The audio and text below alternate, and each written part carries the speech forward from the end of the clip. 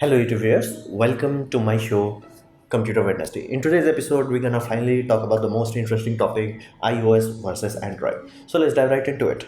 Now we have already looked into the detailed video which you have watched previously. So let's start at the beginning of the race. The race began at 2007, basically when Apple in June released first iPhone. This was not the 3G variant, this is the first iPhone. Now Android at that time was ready to release, but they delayed the launch because this was so drastically different compared to what they were expecting Apple to release.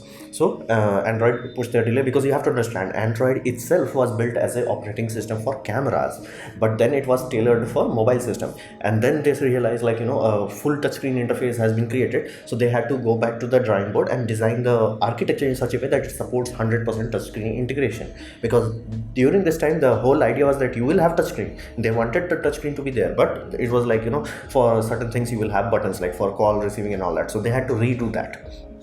So the race began in 2007, basically you can say 2007 2008.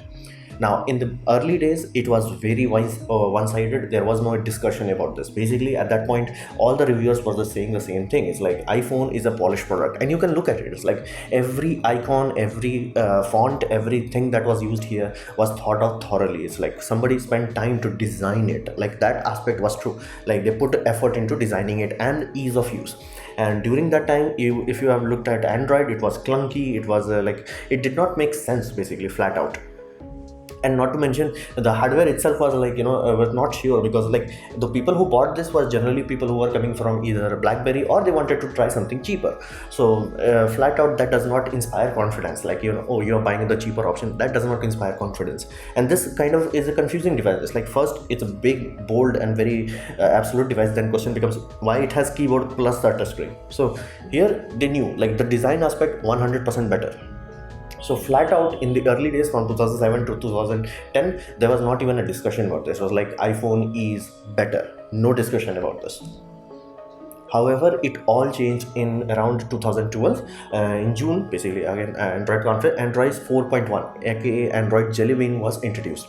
Now, this changed the game, because you have to understand at this point, Android has been in the public's hand. There is a lot of feedback. They have learned from their mistakes, and they redesigned the whole thing from ground up. The kernel was changed. This is like a very big step. So they changed the kernel from 2.0 to 3.0.31. So this is the first time they this is an overhaul. This is not something okay, we're just gonna add new skin. This is okay, let's rewrite it from scratch. And the first thing, the feedback they have received from everybody else is iPhone feels smoother, even though when they have tested it out many times, there's you open the app in Apple versus opening the app in basically Samsung devices or HTC's device, they were faster. It's just it felt bad. The reason it felt bad, it was not high enough frame per second. So they made sure everything works at 60 FPS regardless of whether it app supports it or not. So these are two major changes that happened. Kernel change flat out made it much more stable, flat out made it much more capable, and the frame per second. So this was a very big deal, because you have to understand, before this time, before Jellybean, if somebody has went to in a shop and saw iPhone and Android at the same time, they would be like, yeah, I'm not touching Android, because flat out, you just moving the UI was so drastically different. But during Jellybean, it was oh, people started to give it time, people started to give it a notice, it's not that bad. So, and during this time the hardware manufacturers were also improving, and new champion was being forged. Samsung Galaxy device was slowly starting to create their own following. All that in the 1 year ago, Apple had this very weird debacle. It's you're holding it wrong. Basically the antenna was this is the first time people started to notice cracks in the basically the whole architecture. It's not as thought out. How the heck you can miss the aspect that, hey, I'm holding the phone and my hand is blocking the antenna. So it was things started to change during this time. Now, so what does it translate to? What if in the next year, basically 2020, what do you want to do? Basically, if you want best of the best, that's your requirement. I want the best, this or that, you have to go to Android. There is no discussion here. If you want the best camera, either go to Pixel, either go to Hawaii, either go to Oppo, because or Nokia even, because flat out not only on spec, like in actual real world use case scenario, undeniably Android cameras are far ahead of their time. Basically, flat out, like there is not even a discussion about this. Flat out, some Android cameras like this one have optical zoom. If you're traveling a lot, trust me, you're gonna be like very thankful because it has optical zoom. Flat out, there is no discussion about this. Like if you ever compared a pure view image, basically from Nokia Pure View, which uses a multiple camera to take create one collage photo, you will be like, dude, the detail on this photograph is completely, like people who do a lot of macro photography, there is no competition there. There is no competition. Like no, iPhone is not good enough. Like even early on, the sole reason iPhone was like so quote unquote better is like the company, basically Sony, that was providing the sensor to them. They had enough time, they had enough control over the hardware. They fine-tuned the pipeline, so like sensor detected the thing and they converted it into the image. They had a control over the pipeline, so they fine-tuned it very well. The colors were very good. However, Android over time learned how to do this and improved drastically on that. So flat out, Android starts to create a much more extreme thing. Like the one of the thing that is very extreme that is used in pixel system, it has dual pixel system. Basically the dual pixel that you might have heard of from Canon system, dual pixel autofocus, they have the same thing. That is the reason why it can do, he was able to utilize single camera to create depth map. Benefit of that, they were taking multiple underexposed photographs and compiling them and giving you flawlessly accurate images, accurate to real world, not to like color perception, no, accurate to real world. So undeniably, you want best camera performance, Android is the only option you have. Let's say you are like a gamer, you're like your mobile game and like you have the money to burn and you're like, hey, I'm a PUBG guy and I want the best PUBG experience possible, or Fortnite experience. Go to Razer system, go to Asus system, flat out 120 frames per second. That is undeniably better than any Apple system that you can have. And not to mention, because these phones are so overbuilt, not only in the battery, not only in the RAM, not only in the processor, that even if it's not optimized, it still runs smoothly, because it's like solving a problem. It's like what we have about brute force. If your thing is not working with brute force, you need more brute force. So they put everything plus the kitchen sink in it. And I really like the idea of like Razer using front facing speakers, so that is awesome. So this is quite amazing. The fact that at this point in time you want the best basically performance, you have to buy Android. You want the best camera option, you have to buy Android. And let's say for someone like you don't worry too much about it, all you do is like consume content in it. Basically you watch movies, Netflix and all that, and like you have some reason why you can only enjoy that in mobile. Right now at this moment in time, you can buy Sony 1 series which has 4K screen. Like this screen is actually 4K, yeah, small tiny screen is actual 4K, and it's like cinematic ratio, so it's not 16 by 9, not like this TV, it's much wider than that. And it has full HDR support. Like flat out, you can have basically Netflix give you 4K data, and it can display the 4K data true, like it can show truly what 4K should look like. So flat out, there is not even a competition at this point in time. Then we come to the tailor-made experience aspect. This is up to you. Like if you are thorough with your search, if you are like, hey, I want something like this or this, you can get it. Like Android is not gonna hold your hand. It's like, oh, you want this, like buy it. Android is not like, okay, I decide what is good for you, you decide what you want. Like many people are like 120 pretty good. Some people are like, hey, 120 is like a bit too much, give me 90. So there are basically OnePlus phones that are 90. So it's up to you, it's completely up to you. That's the beauty of it. Completely tailor-made experience, what you want. On top of that, it's available in all prices. Apple has one price range, super expensive. The sole reason Apple sells so much, even though it is so expensive, is because of the contracts. Basically, you buy the phone with like 2-year contracts or 4-year contracts or something like that, or bank EMI or things of this nature. But when you're talking about Android, you don't have to do that. Like you don't have to buy a mobile phone on EMI, because you can buy cheap options. Like I have bought this Samsung M30. Why? Flat out on at this point in time, at the time of me purchasing it, because of course I expect in the future it will change. It's like the time I purchased it, this was the cheapest phone that had AMOLED display. So, and I enjoy AMOLED. Like flat out, that is the only big difference that has happened from like last 3-4 years. That is the one big difference. That is like, yeah, it's a day and night difference, quote unquote. So flat out, you can buy something like that. Again, would it be the best of the bunch? No. But again, at this price point, it would be awesome. At this price point, I have no comparison against it. Like again, even in that, you can be like, hey, I think I use more of my camera. You can go to MI system. You might be like, hey, I utilize some this or that. You can go to other camera. I wanted the screen. That was my desire. Hey, I want the true quote unquote next generation of AMOLED. I got it. That's the whole point. So in 2020, if you have to buy a mobile phone and you're like, I want the best of the best, this is your only option. It's not even a competition at this point. So what about iPhone, iOS, basically iOS in particular?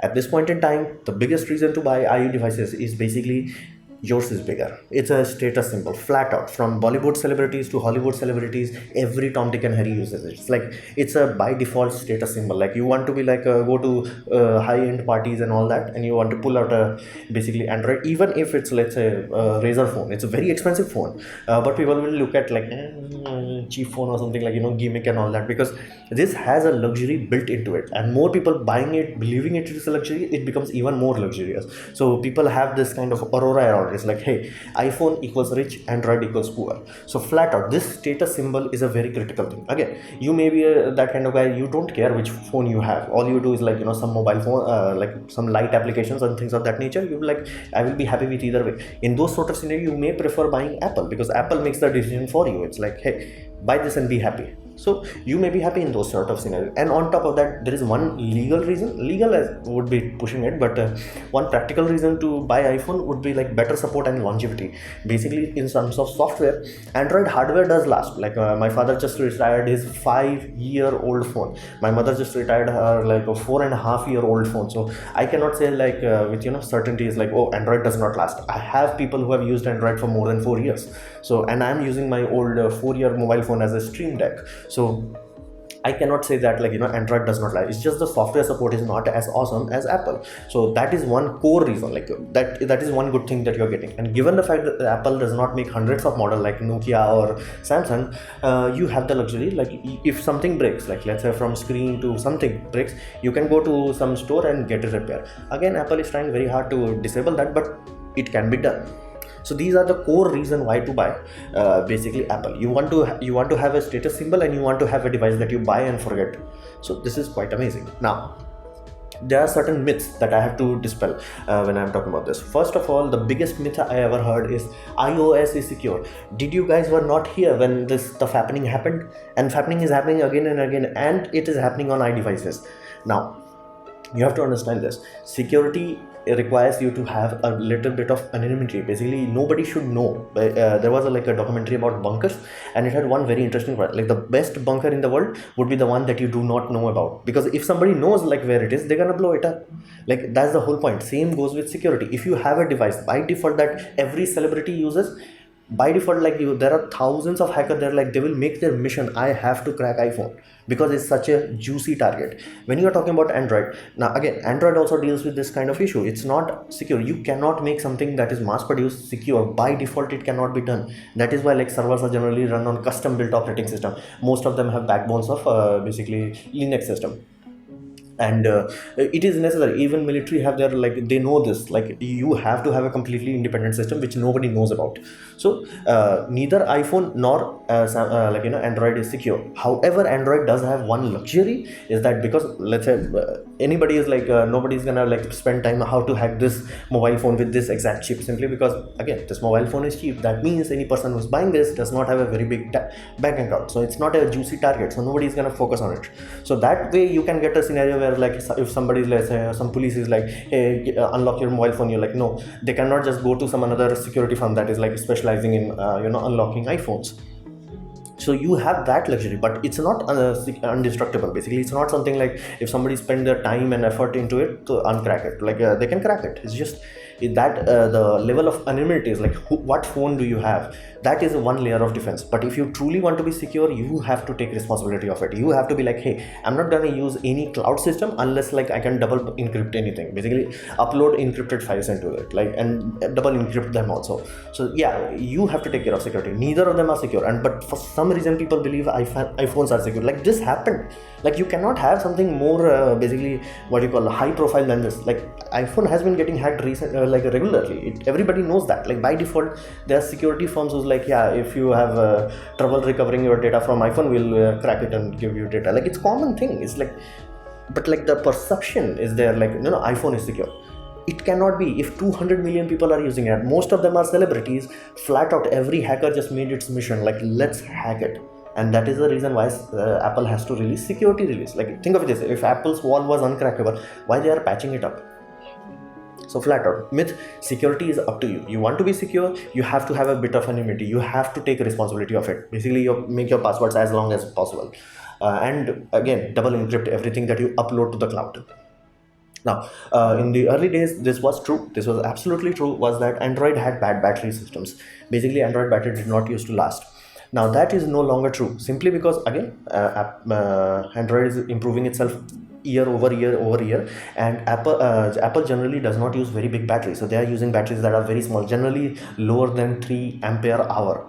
Now, side effect of that is if you have a small battery, it decays faster. Now again, let's say in this case scenario, I have a 5 ampere hour battery in this, so it will take very long time even over the years to drop down to, let's say, 3 ampere. It will literally take slower, like the if you plot it out like what the curve of loss performance is, smaller batteries drops very quickly, the bigger battery will take much longer. Now this is a simple physics thing. It's like bigger is better. In terms of battery, there is no discussion about it, like bigger is better unless you are changing chemistry. But again, there is third party manufacturer that manufacture battery for Apple and Samsung and every Tom, Dick and Harry else, and anybody is like, oh, Samsung glows up, Apple also blows up regularly. An Apple laptop has been recalled, and mind you, laptop batteries can reach up to 100 watt hour. So if that explodes, you're gonna get hospitalized. If a mobile phone explodes, you're gonna have burn issues. But if a laptop explodes, which it did exploded, and airlines has to block it, you will be in serious danger. So you have to understand, lithium itself is inherently blowable. Let's just say, again, it reacts with oxygen and catches on fire, and you cannot put it out with water. So there is some consequence to that, but that is the reason why it's so powerful. So flat out, in terms of battery life, you will get better battery from Android nowadays. Now there is another aspect that Linus Status has asked, like again and again, is like, why the heck manufacturers are not putting bigger battery? Simply think of it this way, it will backfire in your experience. Because right now, if a mobile phone has a big battery like this, 5 ampere hour, no matter what I do, I cannot drain it in like one day. I have basically dual SIM into this, basically one of them 4G, one of them 3G, and I have SD card into this, and I have a hell lot of things running on this. Still I cannot drain it. Again, awesome. So what do I do? Basically every night I just plug it into charge. But when you have basically 2-day battery system, you have a problem when you're gonna charge it. So like today or tomorrow, you have to remember that is the reason no manufacturer puts a bigger battery here. So they have to only make sure the battery lasts one day, one full day they want to make sure. And the moment battery starts to reach, okay, it can last 2 days, they will reduce the power. That is why like flagships still is limited to 4 ampere hour. These are the myths that I needed to dispel. So this was my presentation about iOS versus Android. I hope you liked it, learned from it. In that case, please click the like button. If you didn't like it, didn't enjoy it, I would urge you to press dislike, press it twice to show me your extra disappointment, and please leave a comment because I reply to all of them. Subscribe, press the bell icon if you're free, and as always, thanks for watching.